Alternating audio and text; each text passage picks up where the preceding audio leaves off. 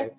So basically, this was the question that Yasmin wrote about was, you work in a big office, there's a popular and cheap restaurant, and the boss is thinking to take out the restaurant and replace it with a child care facility for the parents in the office. So you have two choices: keep the restaurant or replace the restaurant with a child care facility.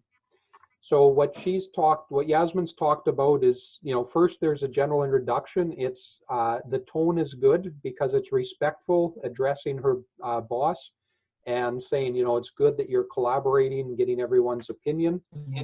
Then you've identified or talked about what your preference is. Now, I was debating here because in the samples I've seen, they've written it in a letter format rather than A and B. So I'm not sure. In my opinion, both are fine because when you write a complaint letter or a letter to a manager, you sometimes indicate by A or B. So I'm not sure, but maybe you could also switch the format so that I would choose it for two reasons, and then this would be part of this paragraph, and then you would just have a separate short paragraph there. So that's up to you with that. But your information here is good. The only thing that I disagree with or that I highlighted was you said most employees bring their food, so it would benefit the minority. But in the question, and I highlighted it in yellow, it said it's popular and cheap. So it does seem to indicate that there are many people in the office using it. Okay. Now, just because it's popular and cheap, though, it's a very big office. So maybe there's still a minority using it. So it's kind of debatable. But when I first looked at it, I thought, well, it's popular and cheap. There's still lots of people using it. So just be cautious with that. But then you talk about here, purchase their lunch. There's other choices. And so you just said it has several cheap options. And because it already said this restaurant is cheap, that's why I added the word other. So there is this cheap restaurant, but there are other cheap options, and there's fast food and healthy. Now, you already said options here, so I was just thinking, how can I change it so I'm not saying the same word? So I think here you could say both fast food and healthy choices. So options isn't wrong. I'm just trying to add to the vocabulary there, so I'm avoiding repetition. Okay. In the blue, what I've highlighted there are the sections where it's good with what you've written. So if I were you, which indicates the benefit, those are high level phrases. So that's not a wrong thing. That's actually a great thing when I'm going through and seeing how they're marking. So that's good. Even here, finish all the new projects.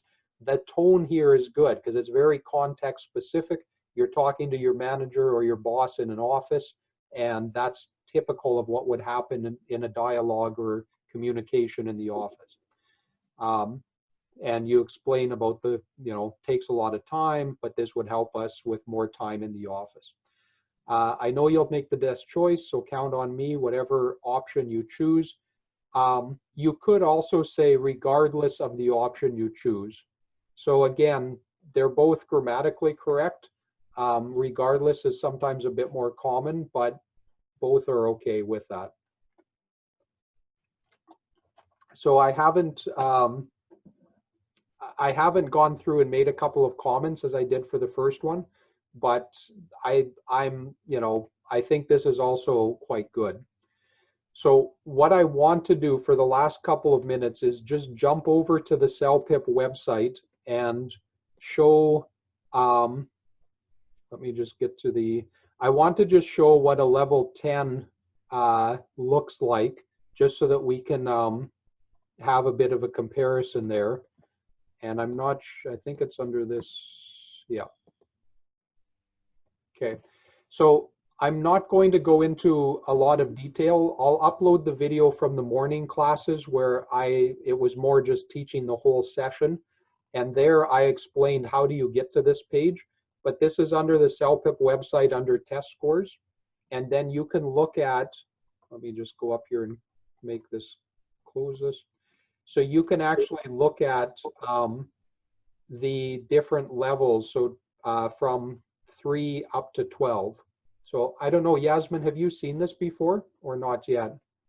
Not yet. I went through the sections for the mock test, Okay. but Yeah. not. I haven't reviewed this section. I will read it. Okay, so yeah, once I've uploaded the video from earlier this morning, because tonight we won't have as much time to do all of the things I want, but also go back to my video in our group from last week with writing task 1, because I look at a level 4 and then I compare it to a level 7 and then a level 10. So now, because of our time, I'm just going to look at a level 10, but what I encourage students to do was look at, like, if you look at a 9 to a 10, you're not really seeing a huge difference. But I would look at like a 6, an 8, a 10, and you can start to see the difference because they use the same topic, and then so they have a description of what is expected at a level 10 in each area. I'm not going to read through that because you can see that, but they have then these sample responses. So they talk about a library, a public library, and writing an email to the librarian. And then they talk about a government survey about delivering the mail. So we'll look at this very quickly, and then unfortunately we'll have to kind of wrap up. But you can look at the rest of these on your own in the next day or so, or even later tonight. So when we're looking at a level 10 response, you can see here it's similar to what you've done. There's short sections of 2 or 3 sentences, but I can see that there's details. Let me just move this and move the, okay. So there's some details like 2 or 3 times a week. There's phrases and vocabulary that is higher level than if you see a 6, for example, or an 8. So implemented, the convenience, at my own discretion, delivery restrictions. So they're using fairly high level vocabulary, but still also more, not waste time checking. So realistically, more than once or twice a week, which I think there was an if clause too. So some of these are just showing the grammar structures and how they're making complex sentences. And you did some of these as well, like you use so in some of your sentences also. So those are good. That's showing a higher level. And then you see here at the end, please see. So this tells us that the person actually ran out of time. They didn't finish the last sentence. They still got a level 10. So that's where, when you're going into the exam, what I recommend is look at the question and think about it for 2 or 3 minutes. Sorry, I'll go down. Look at it and think about it for 2 or 3 minutes while you're just kind of analyzing, identifying the key words and what it's asking you. And then from there, go into more detail of how are you going to write, what's the descriptions, what specific information. And then, like you wrote, you're taking a bus, it's hard to bring your 2 children, etc. back. That's similar to what they're writing here in the detail area and adding that information. So from a response, and again, with CELPIP, they're looking at both task 1 and task 2 and giving you a total mark. And there's 2 instructors looking at each one. So this is the responses including both, but it says right here, task B is incomplete, but it's still coherent. It's clear what the person's opinion was and why they wanted to be able to pick up the mail twice a week. They use higher level vocabulary, so realistically, the convenience outweighs all the more appealing. It's easy to read because they're linking their ideas. So as such, given, which, so long as, that's, and you're also using a lot of those, Yasmin, in your writing.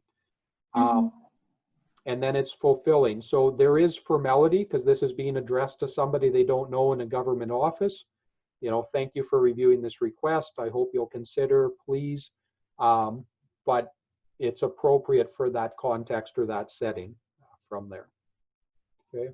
So I don't give a specific mark. So on your writing, Yasmin, I'll give you a range and I'll just highlight what I think and identify from the fulfillment, the readability, the vocabulary, and the content coherence.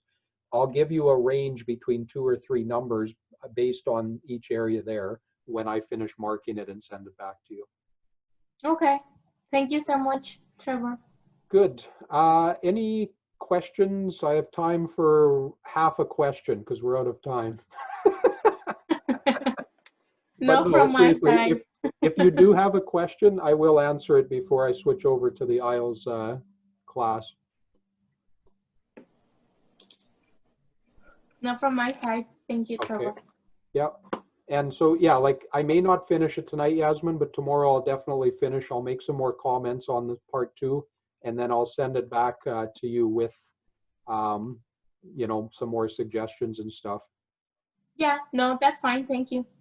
Okay. George, any comments or questions? I don't know. I would like to know why you were using different color. Green, it's good. Yellow, it's middle. What is that? Okay, yeah. So I always use yellow for transition signals. I use it for essays or the complaint letters. Those are good because it's showing as you move from idea to idea. And usually you want to see, the teacher likes to see 3 to 5 at each chunk of information. So in an essay with a paragraph, you want to have 3 to 5.